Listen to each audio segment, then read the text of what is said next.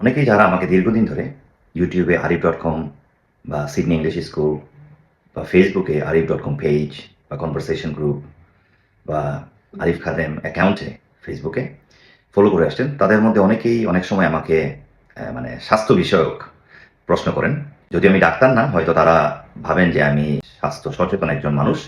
So তারা অনেক সময় বিভিন্ন ডায়েটের কথা বলেন, খাবারের কথা বলেন যে which one to be eaten, which one should be avoided, কোনগুলো খাওয়া উচিত বা কোনগুলো খাওয়া উচিত না। তো এই বিষয়ে আমি টুকটাক ভিডিও হয়তো করেছি, কিন্তু আরও অনেক ভিডিও আমি নিয়ে আসতে পারবো। তবে আজকে ছোট্ট এই ক্লিপের মাধ্যমে আপনাদের জানাতে চাচ্ছি যে আমি যে ডাক্তারকে সবচেয়ে বেশি শ্রদ্ধা করি অস্ট্রেলিয়াতে, বা যার কথা আমি বিশ্বাস করি, যার অ্যাডভাইস সাজেশন যাই বলে, তার মতে এই দুইটা জিনিস সবাই চিনেন। একটা হচ্ছে অরেঞ্জ, আরেকটা হচ্ছে বানানা, মানে কমলা লেবু এবং কলা।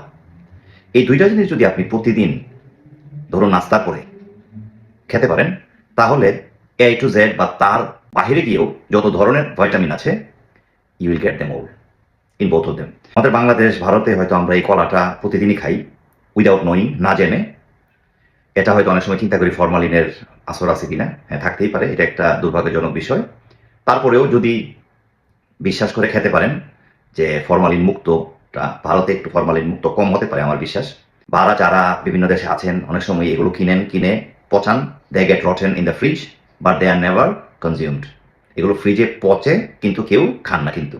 সো আমি বলবো যে এগুলো কেনার পর না পচিয়ে খাবেন, না কিনলে কিনবেন।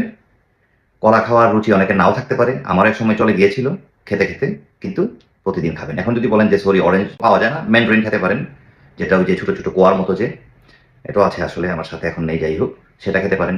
বা এটা না পেলে একটা অ্যাপল খেতে পারেন। সো আপনারা এই দুইটা জিনিস খেতে কখনোই মিস করবেন না, চেষ্টা করবেন প্রতিদিন টু ইট দেম বোথ, এবং এতে ইউ উইল গেট এভরিথিং।